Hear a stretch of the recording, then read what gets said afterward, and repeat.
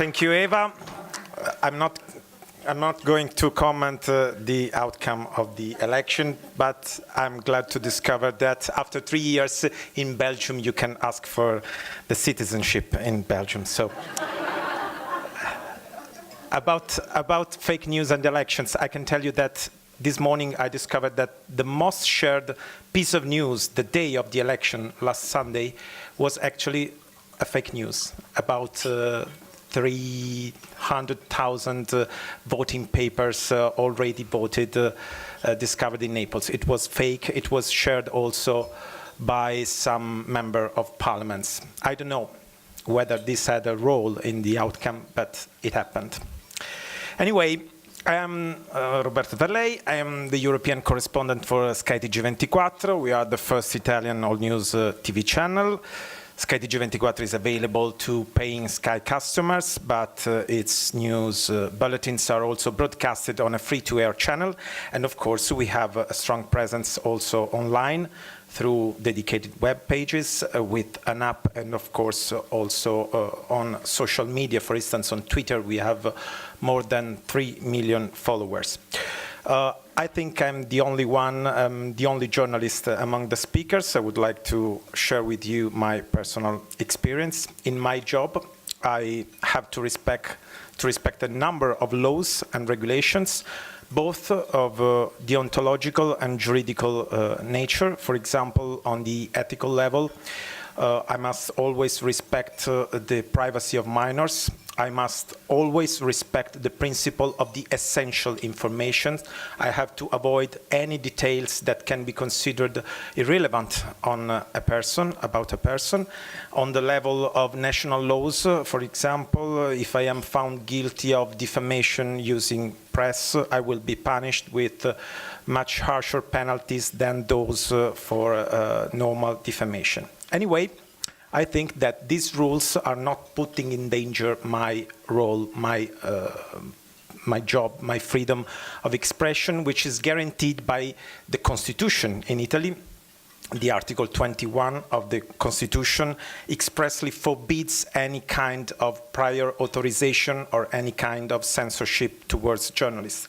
So it's clear to me, I think to every journalist in Italy, that the rules that must be respected don't have as their objective the censorship, but the protection of people.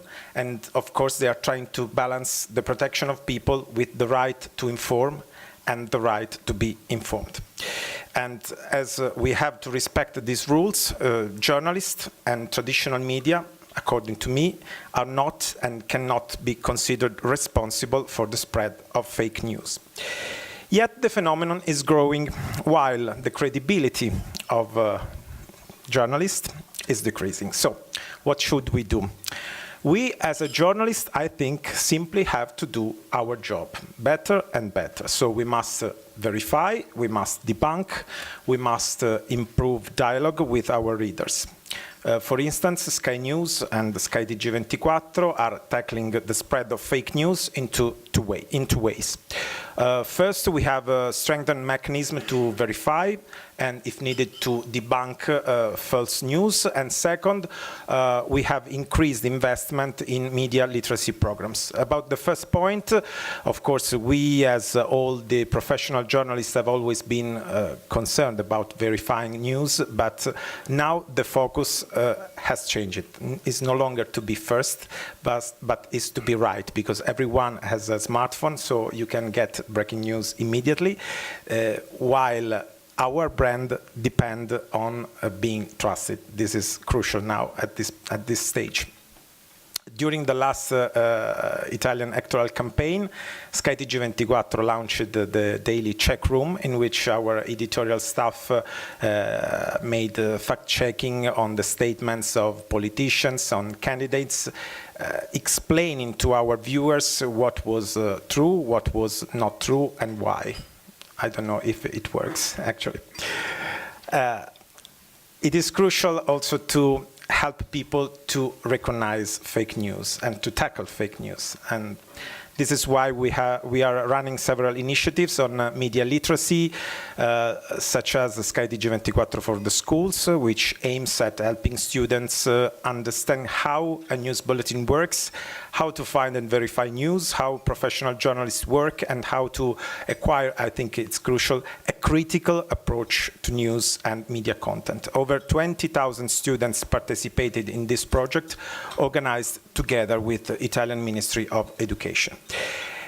Despite initiatives of this kind, the problem of fake news remains. Why? I think because the space where they are distributed is not regulated. I'm talking about the online platforms, where, as I said, it is very easy to share any kind of content. We know that they have implemented many self-regulatory initiatives, like the terms of condition, but the problem still persists. There are usually community standards, but these are often narrowly defined and related to just to such content such as nudity. We all know that if you post a picture of a naked girl or a naked boy, it will be removed quickly. This is not the case often of fake news promoting racism or hate. I understand that it's in the platform's interest to make sharing and engaging as easy as possible, because this enables them to place more advertising and to maximize revenues, but fake news and clickbaiting should never be considered a business. So what should the public authorities do? They should, I think, impose accountability, liability, oversight, and transparency that are the same principles that are applied to news organization and that help avoid the spreading of fake news on information services online and offline channels. What kind of measures? Maybe human or automatic tools to flag fake news, to flag bots that are generating or spreading fake news, tools that allow the users to flag fake news, actions against those accounts that are recognized to be sources of fake news in order to prevent them to re-sign up to the service. Transparency in algorithms. I'm speaking about.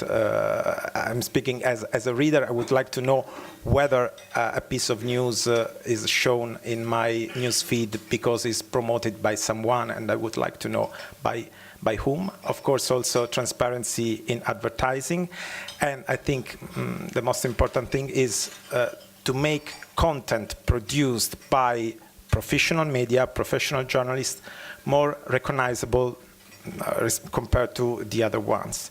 I will finish my speech with a question, which I think is the question, is who should decide whether or not a piece of news is a fake news or not?